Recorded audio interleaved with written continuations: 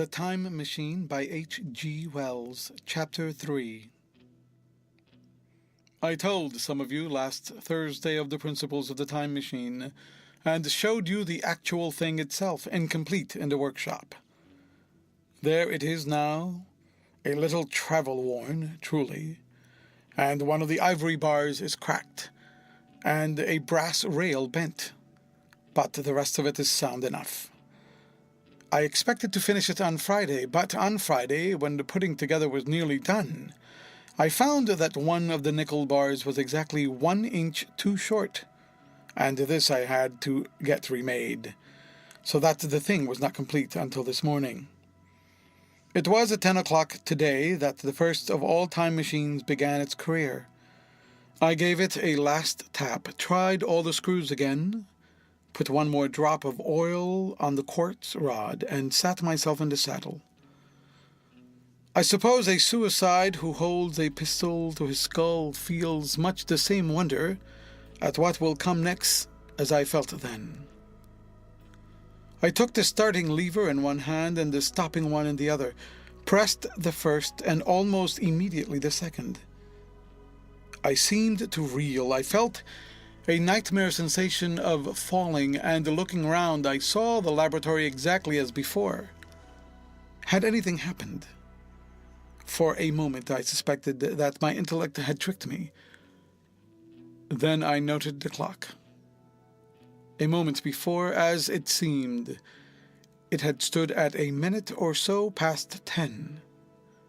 Now it was nearly 3:30. I drew a breath, set my teeth, gripped the starting lever with both hands, and went off with a thud. The laboratory got hazy and went dark. Mrs. Watchett came in and watched, apparently without seeing me, toward the garden door. I suppose it took her a minute or so to traverse the place, but to me she seemed to shoot across the room like a rocket. I pressed the lever over to its extreme position. The night came like the turning out of a lamp, and in another moment came tomorrow. The laboratory grew faint and hazy, then fainter and even fainter. Tomorrow night came black, then day again, night again, day again, faster and faster still. An eddying murmur filled my ears, and a strange, dumb confusedness descended on my mind. I am afraid I cannot convey the peculiar sensations of time traveling. They are excessively unpleasant.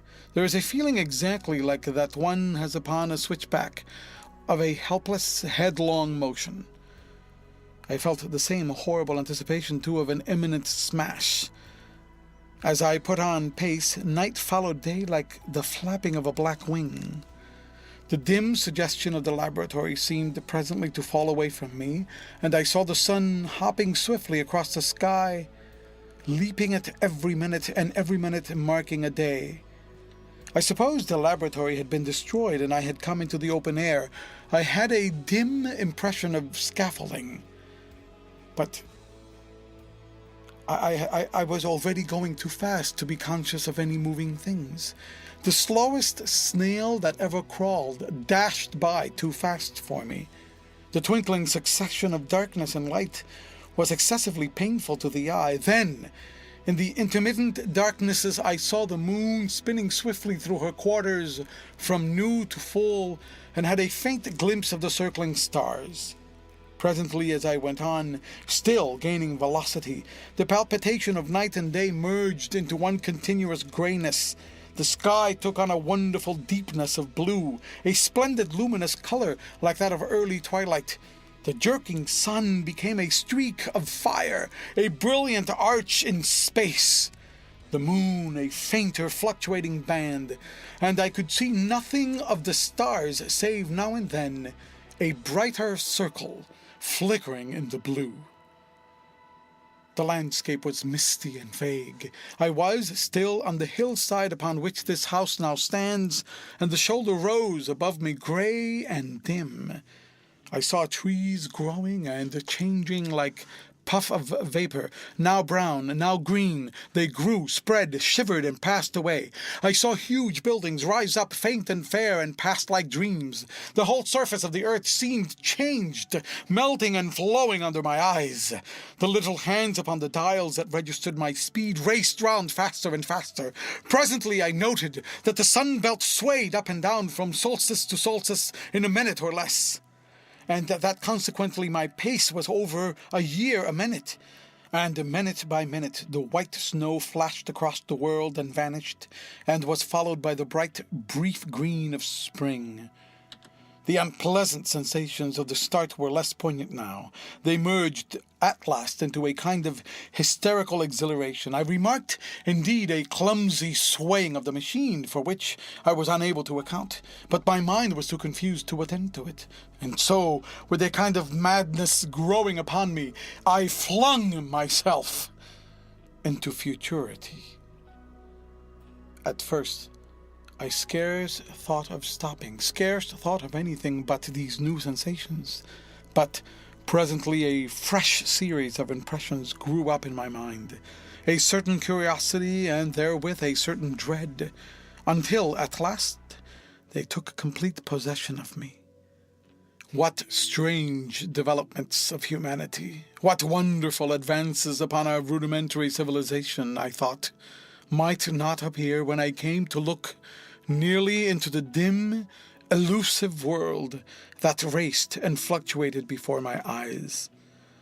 I saw great and splendid architecture rising about me, more massive than any buildings of our own time, and yet, as it seemed, built of glimmer and mist.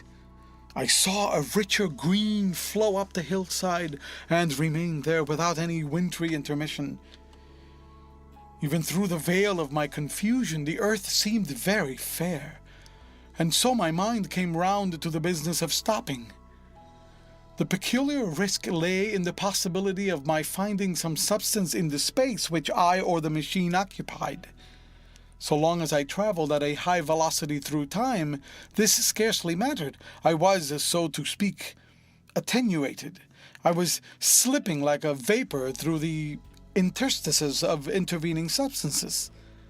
But to come to a stop involved the jamming of myself, molecule by molecule, into whatever lay in my way, meant bringing my atoms into such intimate contact with those of the obstacle that a profound chemical reaction, possibly a far-reaching explosion, would result, and blow myself and my apparatus out of all possible dimensions into the unknown. This possibility had occurred to me again and again while I was making the machine, but then I had cheerfully accepted it as an unavoidable risk, one of the risks a man has got to take. Now the risk was inevitable. I no longer saw it in the same cheerful light. The fact is that insensibly the absolute strangeness of everything, the sickly jarring and swaying of the machine, above all, the feeling of prolonged falling had absolutely upset my nerve. I told myself that I could never stop, and with a gust of petulance I resolved to stop forthwith. Like an impatient fool, I lugged over the lever, and incontinently the thing went reeling over, and I was flung headlong through the air. There was the sound of a clap of thunder in my ears. I may have been stunned for a moment. A pitiless hail was hissing round me, and I was sitting on soft turf in front of the overset machine. Everything still seemed grey, but presently I remarked that the confusion in my ears was gone. I looked round me. I was on what seemed to be a little lawn in a garden surrounded by rhododendron bushes, and I noticed that their mauve and purple blossoms were dropping in a shower under the beating of the hailstones. The rebounding, dancing hail hung in a cloud over the machine and drove along the ground like smoke. In a moment I was wet to the skin. "Fine hospitality," said I, "to a man who has traveled innumerable years to see you." Presently I thought what a fool I was to get wet. I stood up and looked around me. A colossal figure carved apparently in some white stone loomed indistinctly beyond the rhododendrons through the hazy downpour, but all else of the world was invisible. My sensations would be hard to describe. As the columns of hail grew thinner, I saw the white figure more distinctly. It was very large, for a silver birch tree touched its shoulder. It was of white marble, in shape something like a winged sphinx, but the wings, instead of being carried vertically at the sides, were spread so that it seemed to hover. The pedestal, it appeared to me, was of bronze, and was thick with verdigris. It chanced that the face was toward me. The sightless eyes seemed to watch me. There was the faint shadow of a smile on the lips. It was greatly weather-worn, and that imparted an unpleasant suggestion of disease. I stood looking at it for a little space, half a minute perhaps, or half an hour. It seemed to advance and to recede as the hail drove before it denser or thinner. At last I tore my eyes from it for a moment, and saw that the hail curtain had worn threadbare, and that the sky was lightening with the promise of the sun. I looked up again at the crouching white shape, and the full temerity of my voyage came suddenly upon me. What might appear when that hazy curtain was altogether withdrawn? What might not have happened to men? What if cruelty had grown into a common passion? What if, in this interval, the race had lost its manliness and had developed into something inhuman, unsympathetic, and overwhelmingly powerful? I might seem some old-world savage animal, only the more dreadful and disgusting for our common likeness, a foul creature to be incontinently slain. Already I saw other vast shapes, huge buildings with intricate parapets and tall columns, with a wooded hillside dimly creeping in upon me through the lessening storm. I was seized with a panic fear. I turned frantically to the time machine and strove hard to readjust it. As I did, so the shafts of the sun smote through the thunderstorm.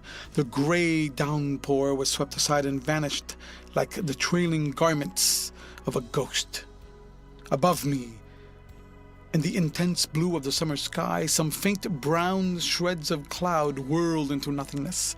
The great buildings about me stood out clear and distinct, shining with the wet of the thunderstorm, and picked out in white by the unmelted hailstones piled along their courses.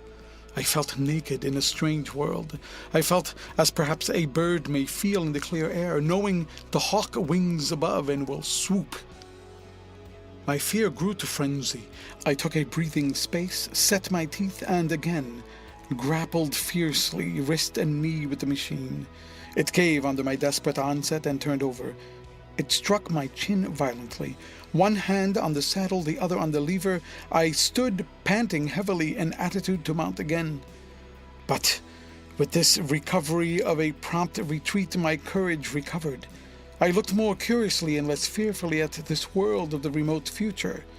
In a circular opening, high up in the wall of the nearer house, I saw a group of figures clad in rich, soft robes. They had seen me, and their faces were directed towards me. Then I heard voices approaching me, coming through the bushes by the white sphinx, with the heads and shoulders of men running. One of these emerged in a pathway leading straight to the little lawn upon which I stood with my machine. He was a slight creature, perhaps 4 feet high, clad in a purple tunic, girdled at the waist with a leather belt. Sandals or buskins, I could not clearly distinguish which, were on his feet. His legs were bare to his knees, and his head was bare. Noticing that, I noticed for the first time how warm the air was. He struck me as being a very beautiful and graceful creature, but indescribably frail. His flushed face reminded me of the more beautiful kind of consumptive, that hectic beauty of which we used to hear so much. At the sight of him, I suddenly regained confidence. I took my hands from the machine. End of chapter.